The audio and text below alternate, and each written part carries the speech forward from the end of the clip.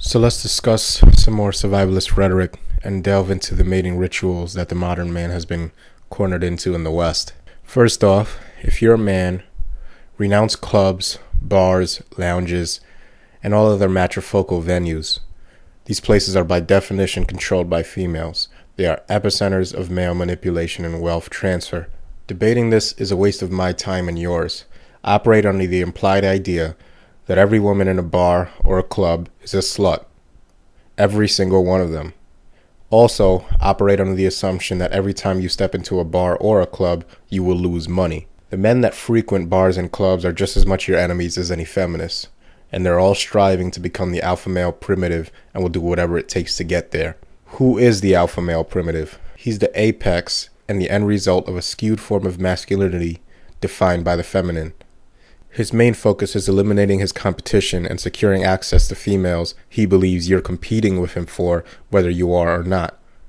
And if you're going your own way, you most certainly aren't competing for women. This will not stop the alpha male primitive from seeing you as a threat, however.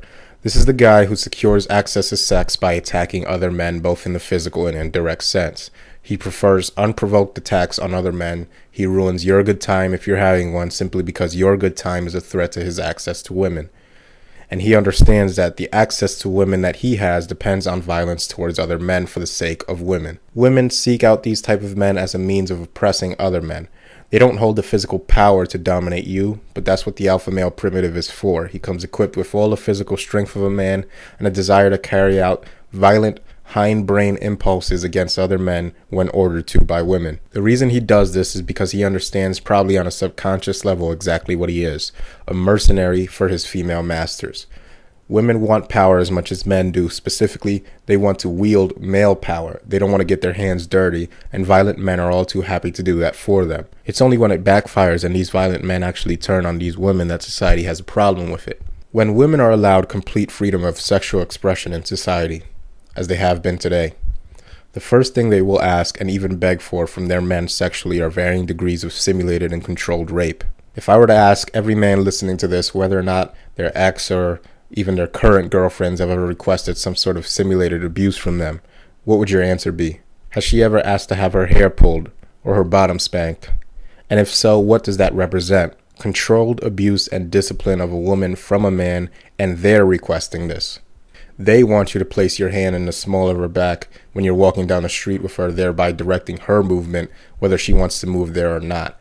They want to be controlled and subjected to all manner of sexual dominance that they themselves requested from you. This behavior is actually a dehumanization of the male carrying out these fantasies for the female.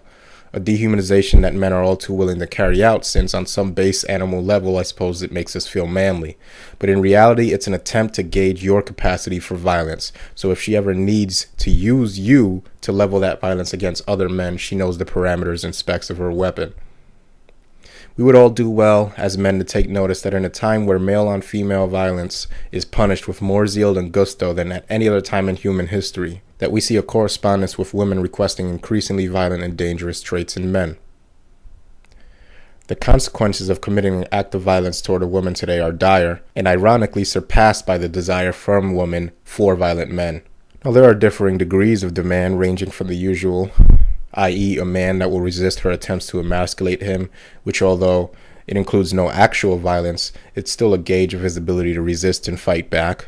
And the spectrum continues all the way up to and including the women we see offering their hands in marriage, up to high-profile serial killers like Richard Ramirez and Charles Manson, or murderers like Scott Peterson. I have read very few truths. Who are you?